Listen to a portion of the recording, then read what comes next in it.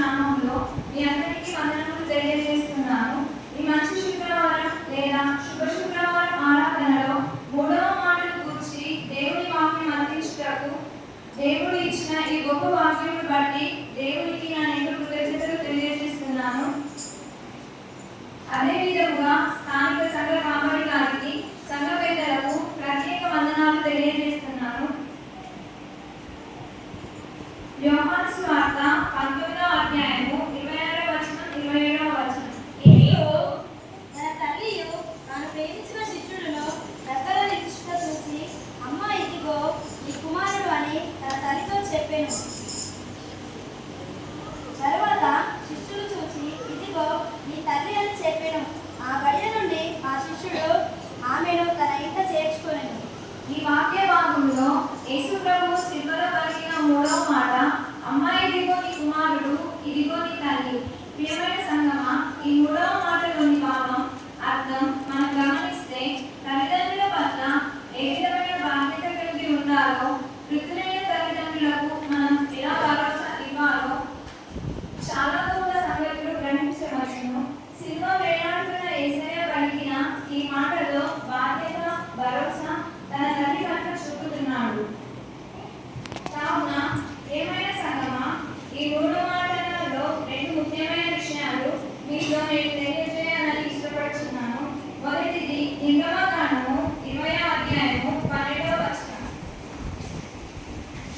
నిర్గమకాండము 20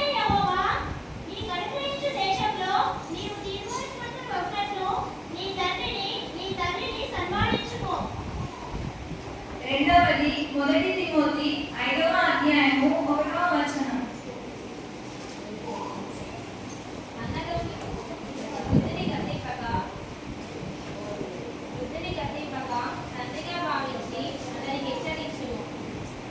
ఈ వాక్య భాగంలో కుటుంబంలోని తల్లిదండ్రి పట్ల మరియు సంఘంలోని సమాజంలోని వృద్ధుల పట్ల ఏ విధమైన ప్రేమ, గౌరవము, బాధ్యత కలిగి ఉండాలో కుటుంబ, సంఘ, సామాజిక జీవితంలో మానవ కుటుంబ సంబంధాలను ఎలా కలిగి ఉండాలో, లేదా మానవ సంబంధాలను తిరిగి ఎలా నిర్మాణం చేసుకోవాలో, అనగా ఎలా బాగు చేసుకోవాలో గ్రహించగలుగుతున్నాము.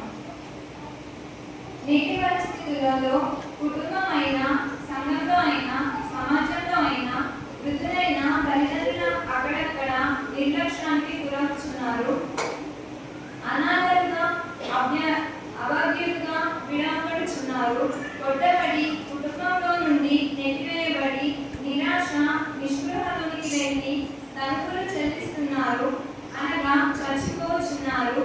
ఈ విధమైన దుఃఖకరమైన సంఘటనలు వార్తలలో ఎన్నో చూస్తున్నాం. అలా జరగకూడదు అంటే నిర్గమకాండం 20వ అధ్యాయము 12వ వచనం.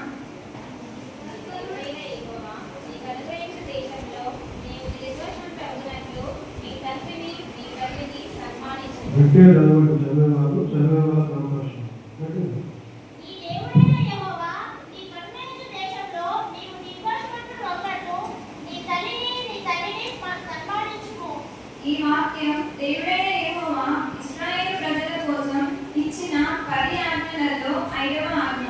ఈ 10 ఆజ్ఞలలో మొదటి 4 ఆజ్ఞలు మన మానవునికి మరియు దేవునికి సంబంధించిన ఆజ్ఞలు, మరియు 5వ ఆజ్ఞ నుండి 10వ ఆజ్ఞ వరకు, అనగా 6 ఆజ్ఞలు మానవునికి మరియు మానవునికి మధ్య ఉండే సంబంధాలను గురించి తెలియజేయబడే ఆజ్ఞలు. అందులో ముఖ్యంగా మన కుటుంబంలోని తల్లిదండ్రి పట్ల వినయ, విధేయత, గౌరవము కలిగి జీవించాలి అని గ్రహిస్తున్నాం. అంతేకాక తద్వారా మనం దీర్ఘాయుష్షు కలిగి జీవిస్తాం అని చూస్తున్నాం. ఈరోజు ఒకసారి ఆలోచన చేద్దాం. మన కుటుంబంలోని ఉన్న తల్లిదండ్రుల పట్ల ఎలా ప్రవర్తిస్తున్నాం? జన్మనిచ్చినది మొదలుకొని మనకు అన్ని విధములుగా మన ఎదుగుదలలో, అనగా చదువులలో, ఉద్యోగంలో, వివాహంలో, అన్ని విషయములలో పెంచి పోషించిన మన తల్లిదండ్రి పట్ల ఎలా ఉంటున్నాం?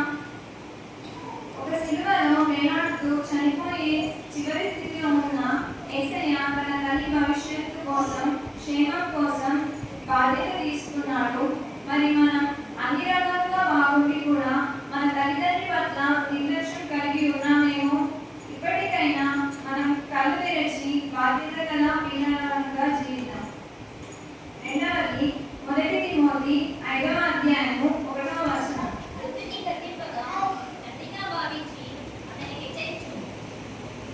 ఈ వాక్య భాగంలో అపొస్తలుడైన దైవజనులు పౌలు గారు తిమోతి అనే ఒక యవనస్తుడికి ఉత్తరం రాస్తూ సంఘంలో, సమాజంలో ఉన్న వృద్ధులైన వారి పట్ల ఏ విధంగా ప్రవర్తించాలో తెలియజేస్తున్నాడు.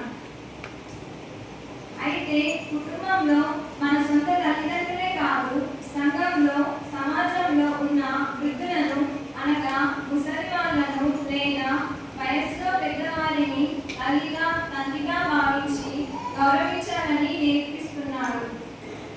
కొందరికి తల్లి తండ్రి లేకపోవచ్చు, ఆ బాధ ఉండవచ్చు. దేవుని వాక్యం మనకు గుర్తు చేస్తుంది. సంఘంలో, సమాజంలో వృద్ధులను తల్లిదండ్రిగా గుర్తించాలి, గౌరవించాలి, వారిని ఆ భావనతో చూడాలని గ్రహిస్తున్నాం. రోమాపత్రిక 16వ అధ్యాయము 13వ వచనం.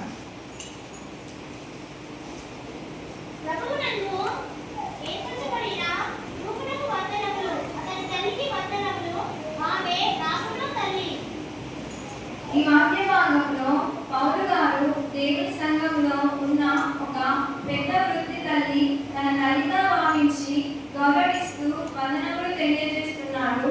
ఎంత గొప్ప మనసు కదా ప్రియ సంఘమా. ఈ రోజు ఈ మాటలు వింటున్న మనం మన సంఘంలో ఉన్న పెద్దవారిని, వృద్ధులను ఒక తల్లి, ఒక తండ్రి అనే భావన కలిగి చూస్తున్నామా? ఆ మంచి మనస్సు అనగా పౌరు లాంటి మనస్సు మనకు ఉందా? ఆలోచించండి. నిర్గమకాండము 21వ అధ్యాయము 15వ వచనం, 17వ వచనం.